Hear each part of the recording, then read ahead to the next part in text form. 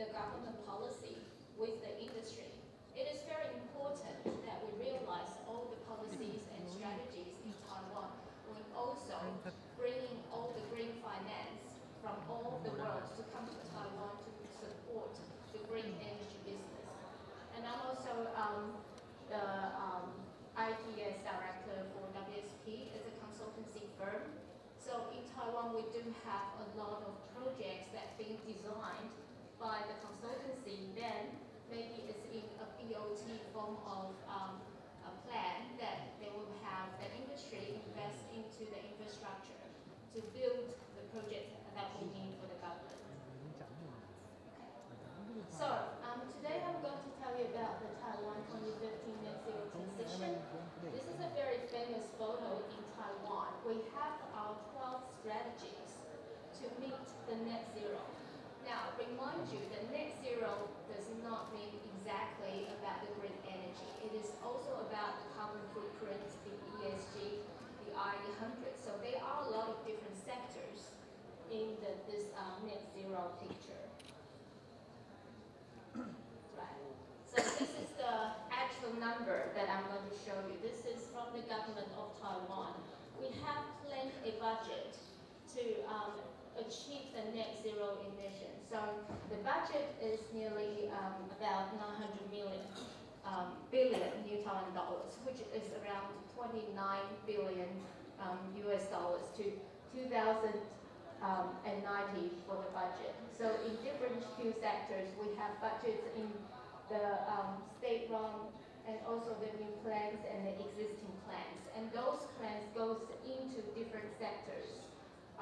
For example, you can see the renewable energy, hydrogen, and also for the grid and energy storage. It is very important to build the infrastructure for the island to be able to have the smart grid and the storage. And also the energy saving and boiler replacement,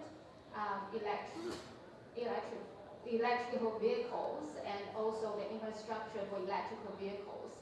And of course the forest carbon sinks and net zero living.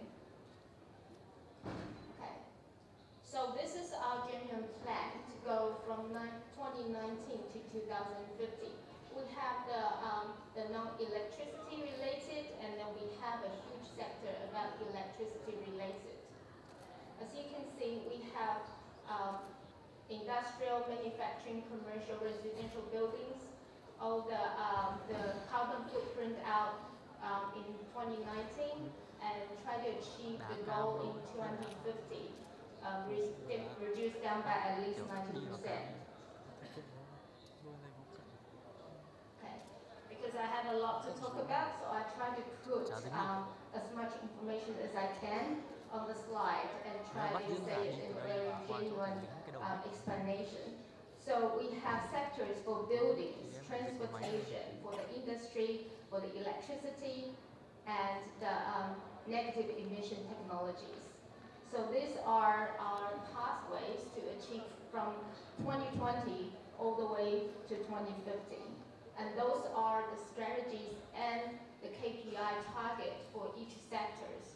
So we have a different bureau of and different administration and department of transportation, all aiming together to make this strategy happen. So they'll have a lot of sub-strategies in different departments in Taiwan. And we are here, like the CEO Association, is to monitor those strategies, see if it's applicable or it is happening according to our plan. Okay.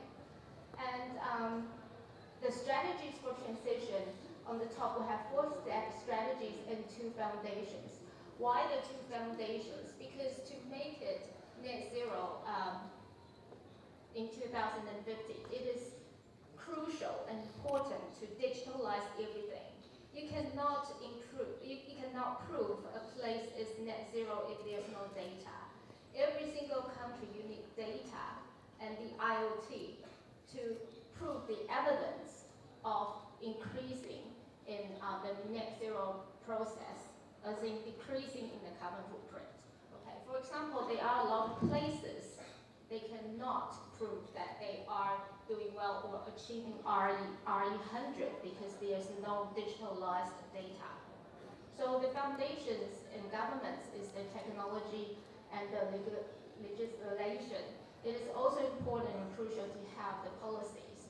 For example, when we have the offshore wind plant, the progress is delayed because of the lack of the central policy to give all those offshore wind plants a very clear and certain regulations to follow and to build.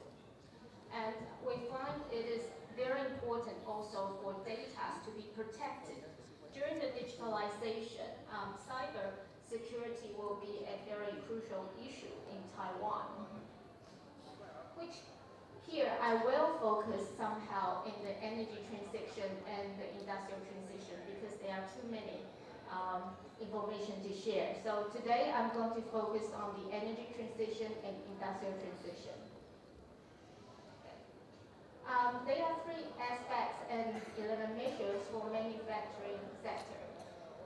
In Taiwan, we are heavily doing all the manufactures for electronics and for ODM, OEM. Apart from that, a huge part in Taiwan is doing the semiconductor laboratories. And I just heard that Vietnam is heading towards all the semiconductors productions and manufacturers in the future. So in Taiwan, for all these manufacturers, they are being required to have RE100 and also the net zero carbon footprint. So we have the 3 aspects in 11 measures to make sure the manufacturing sector is going accordingly to our plan. So the progressive improvement will be replacement of the old appliances. For example, in Taiwan, we are sending out applications, like all the manufacturers, they can apply for government's allowance or government support if they want to transfer their manufacturing into the digitalization. So there are fundings for the replacement of all the appliances and also energy saving. For example, there will be after meter for manufacturers to install PV and also the power storage to make it a small grid of itself for manufacturers, and also the development of the hydrogen technology and the reduction of the gases and the fuel switching. So we're trying to switch the fuel from expanding usage of the natural gas, and also we're encouraging the bioenergy and adopting the clean energy, which is the green energy. There will be rewards for the manufacturers who are starting to adopt the green energy. And the circular economy, which is the raw material replacement, and the RDF, fuel, energy resource integration, and the CCU technology that will be for the manufacturing sectors. And for the commercial sectors, we also have 4 aspects and 4 measures. So first of all, if the improvements in equipment and operational behavior. Okay, so it's for the operational behavior, and also low carbon energy. The conversion to gas and high efficiency boilers, it's for the commercial sectors. And we have the business model with the low carbon transition. We gradually import intelligent management system and also reduce electricity and energy consumption. I will be talking about the energy management system later on because to maximize the usage of all those infrastructure, to have an intelligent management control system behind it, to make sure the energy being used efficiency is quite crucial into the overall big picture. And also the green buildings. All our new buildings in Taiwan now are required to build PV on top of the roof. It's a requirement. And also back in the days, they are UPS and also for emergency power usage. Now we try to encourage the builders, the constructional companies to build the small energy power storage, like the small battery, to make it a green ecosystem within the building itself. Okay.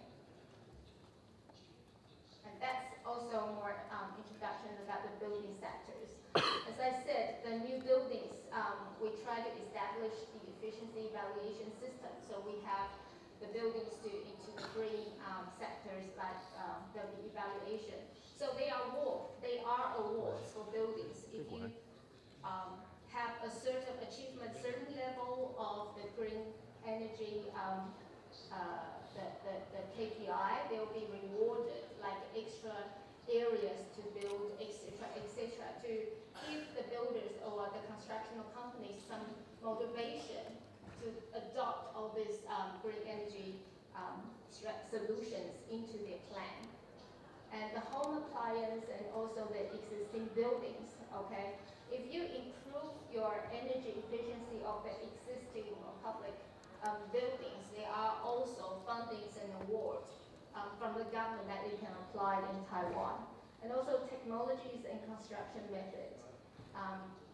Not just the building itself, but in process of building, if you have the strategies to reduce your carbon footprint and carbon output, there are also fundings and rewards towards that.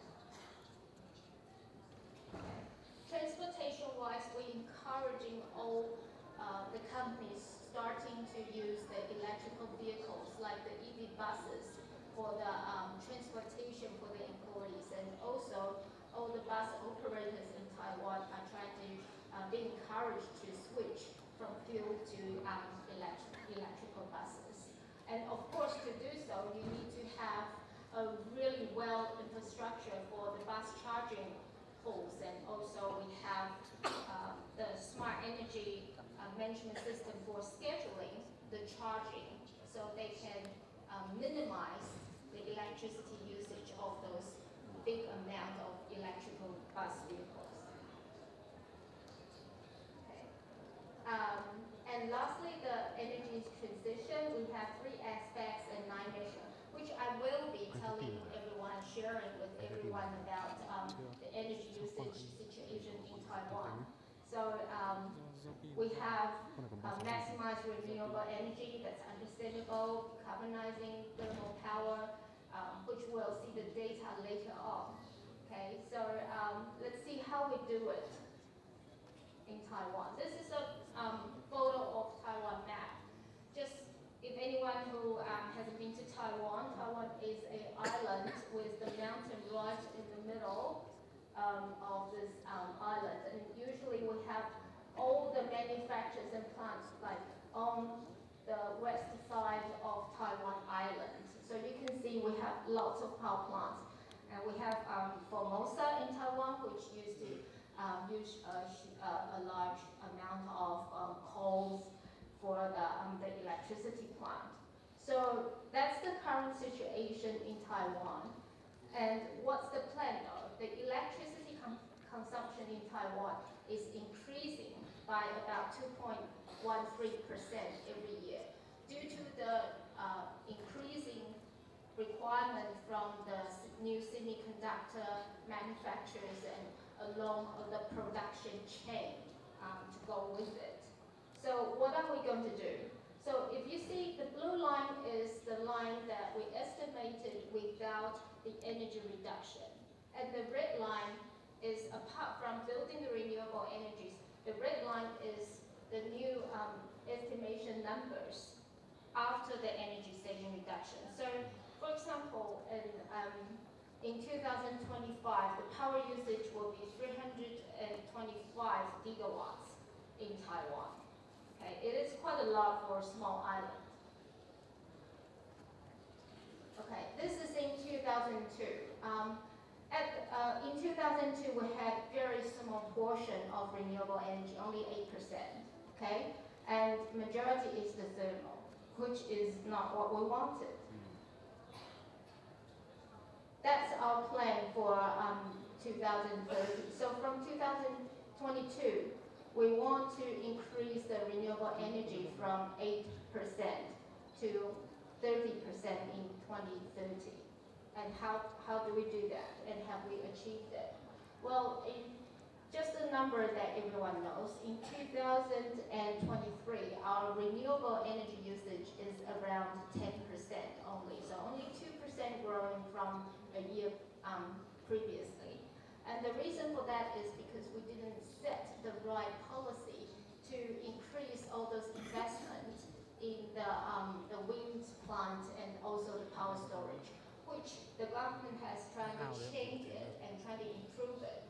So all the progress for those wind plants and also PV power generated and also the power storage sites can be implemented properly and to be able to achieve the number in 2030.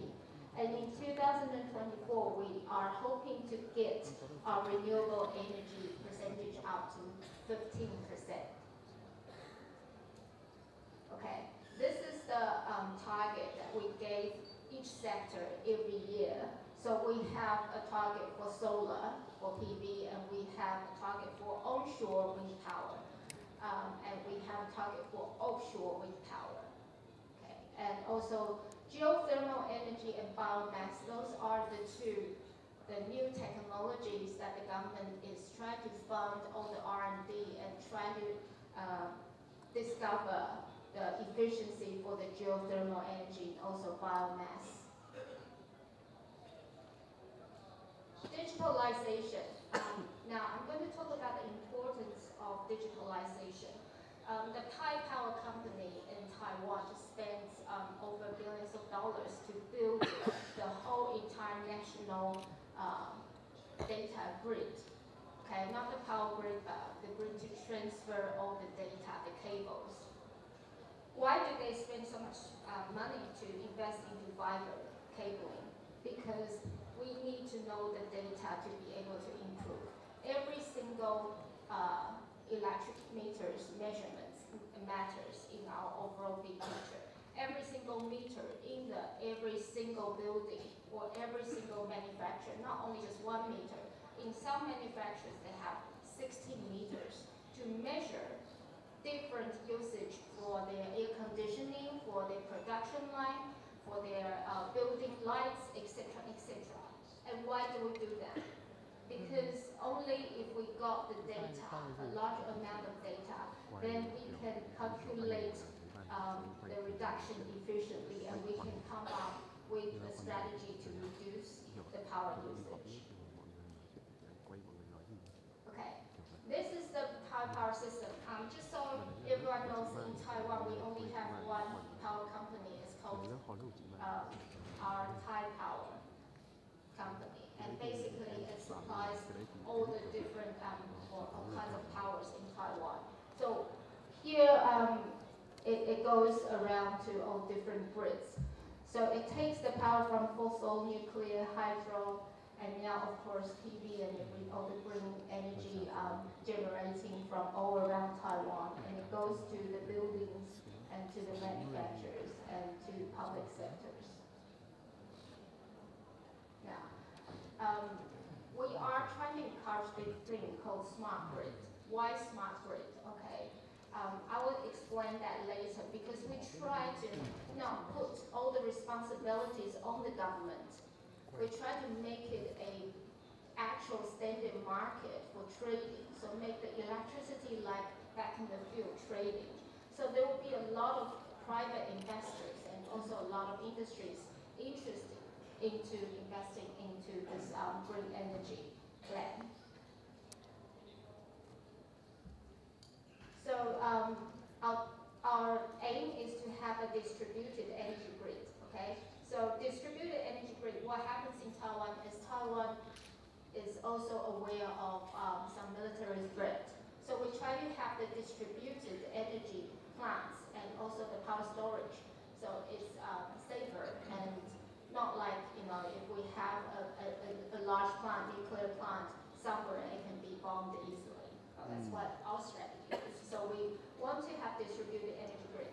Also, the good thing about it is that the private companies can invest into different grids and also sell the energy to make money, just like how if they invested in fuel and then sell the fuel to make money. So that will become an eco-economy rather than just the government investing into the infrastructure. Okay. So we encourage places like the school, the hospital, the parking lots, the manufacturers, the buildings, is the power storage. Okay. Sorry, I only had very little time, but if anyone is interested, we got this the participations and the method of we make it more into the private sector for the electricity trading and for people who is willing to invest rather than the government funding. You're welcome to come to me and